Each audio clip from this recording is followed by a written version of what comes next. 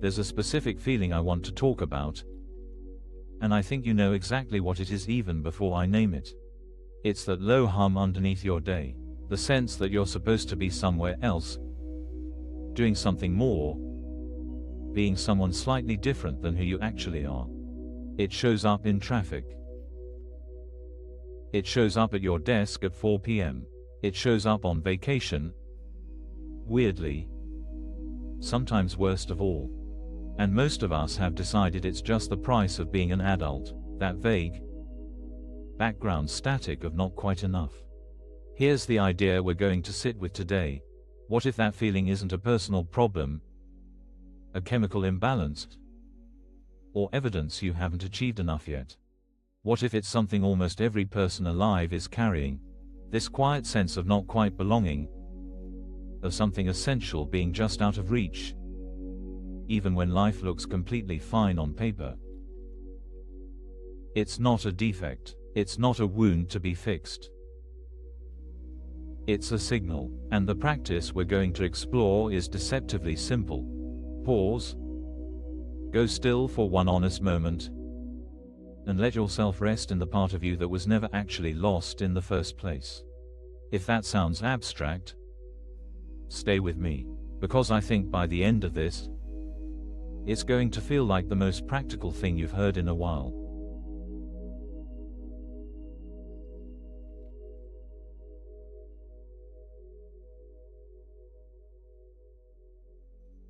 Let me offer you an image. Imagine you've been living out of a suitcase in a hotel room.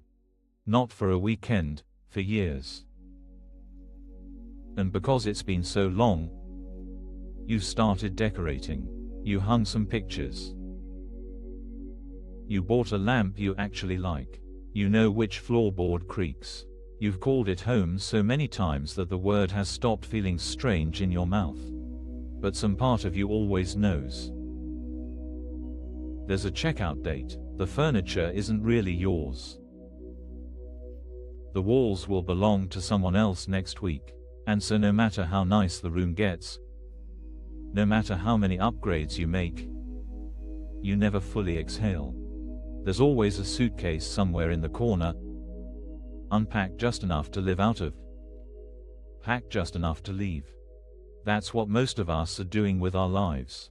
We've been living in the hotel of our own busyness, the promotions, the renovations, the relationships we're constantly optimizing, the identity we keep polishing, and calling it home.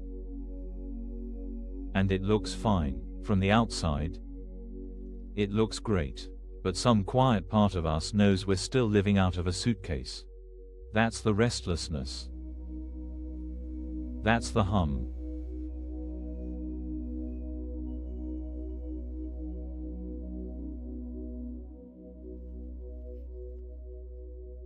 Now here's where things get interesting.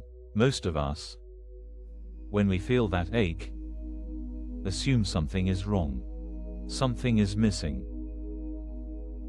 Something needs to be added, achieved, acquired, or fixed. So we go build another room, another goal, another distraction, another identity upgrade. And each time, for about 6 weeks, the ache quiets. Then it comes back. What if the ache isn't telling you something is wrong? What if it's telling you something true? Think about it this way. If you were far from home and didn't know it, the only way home would find you is through a feeling. A pull. Something that couldn't quite be satisfied by anything the road offered you. That persistent sense of, this isn't it, would be the most valuable thing you owned. It would be a compass. When we stop trying to silence the restlessness and actually listen to it, something strange happens. It stops feeling like a wound. It starts feeling like directions. It's not saying, you're broken. It's saying, you're not there yet. And there is a there. The ache doesn't need to be fixed. It needs to be heard.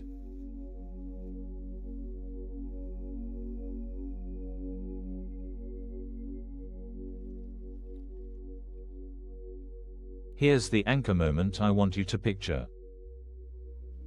It's a Sunday afternoon, and by some miracle, everything on the to-do list is actually done. The house is quiet. The phone isn't buzzing.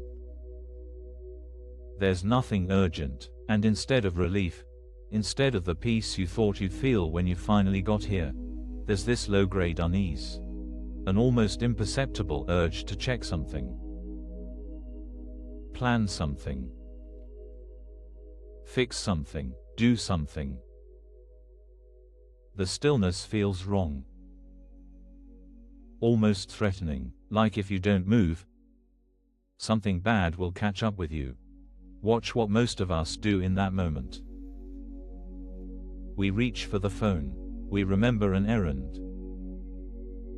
We decide this would be a great time to reorganize the closet. Anything to not be still. But here's the turn. Underneath that impulse to flee, if you listen, there's something small and quiet that says, stay. Just for a second. Don't run yet. And if you stay, not for an hour, not for a meditation retreat, just for 10 seconds, the unease doesn't swallow you. It softens.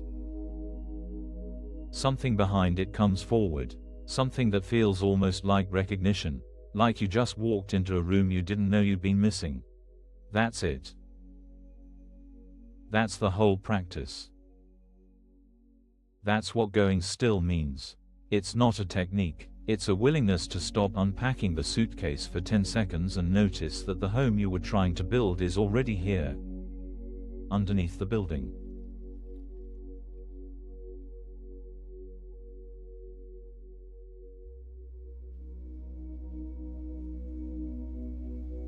Let's bring this into a Tuesday. Because Sunday afternoon is easy to talk about. Tuesday is where we live. It's 9:47 a.m. You have a meeting at 10 that you're not looking forward to. Your chest is tight. You've already rehearsed 3 arguments in your head. Your body is braced. Going still here doesn't mean lighting a candle. It doesn't mean fixing your feelings. It means, you close the laptop for 30 seconds. You feel your feet on the floor. You feel the chair holding you. And instead of running from the tightness, you let it be there for a breath or two. You stop trying to renovate the moment. You just stop unpacking, and something shifts. Not dramatically. Not with fireworks. Just a slight easing, a small remembering. The meeting is still coming. The tightness might still be there, but something underneath it, something steadier, has come back online. You didn't build it, you just stopped covering it over long enough to notice it was there the whole time. That's what this lesson is pointing at. Not a spiritual state you have to achieve. Not a peace you have to earn. Something that's already in you, that gets obscured by the noise of trying to be somewhere else.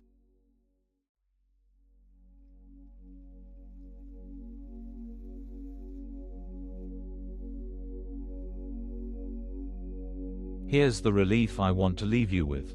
What you've been searching for isn't lost. It was never lost. It just got covered over by the sheer volume of the search itself. You don't have to renovate your way home. You don't have to achieve your way there, or heal your way there, or optimize your way there. You just have to stop unpacking long enough to notice you're already standing in it. The restlessness isn't your enemy. It's the part of you that never bought the story that the hotel was home. It's the part of you that remembers.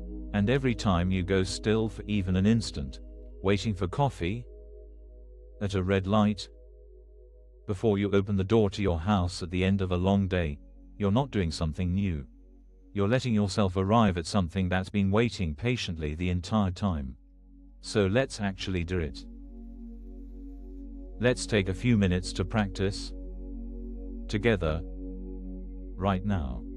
If this felt grounding, You're welcome to like the video and subscribe. No rush. Just a gentle way to stay connected as we continue.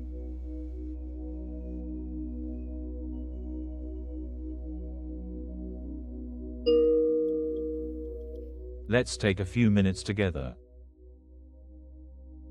Find a way to sit that feels supported. Let your shoulders drop from wherever they've been holding themselves. Let your jaw soften. Let your hands rest. There's nothing to fix here, nothing to figure out. This is just a few minutes of not unpacking. Notice the breath. Not because you have to control it, just because it's already happening. Let it move on its own, and notice, if you can, the quiet under the noise, the room around you, the small sounds, the weight of your body in the chair. If there's a restless feeling, let it be here. Don't push it away, don't try to solve it, just let it sit in the room with you, like a guest who's finally allowed to stop performing. You've been carrying so much, building so much, trying so hard. For these few minutes, you can set the tools down, feel the ground under your feet, feel the chair. Feel the simple fact of being here, in this body, on this afternoon. There's a place in you that isn't tired,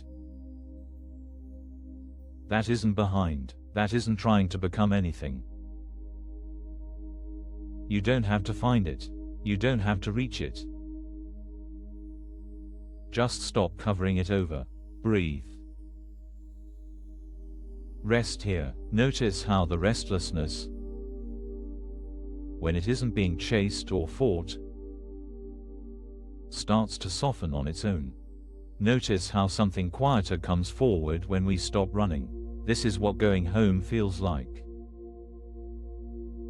Not a place, a pause. Stay a little longer. You're not late. You're not behind. You're not somewhere you shouldn't be. You're here, and here, it turns out, is enough. When you're ready, let your attention come back to the room.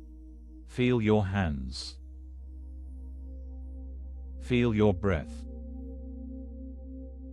Take your time, and carry a little of this with you into whatever comes next. Thank you for practicing with us today.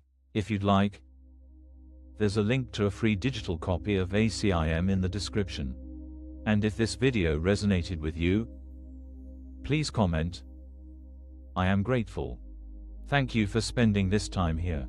If something quieted in you, even a little, that's the whole thing. That's what we came for. Be gentle with yourself today. The restlessness will come back. It always does. But now you know you don't have to run from it. You can just pause for one instant and let yourself remember. I'll see you next time.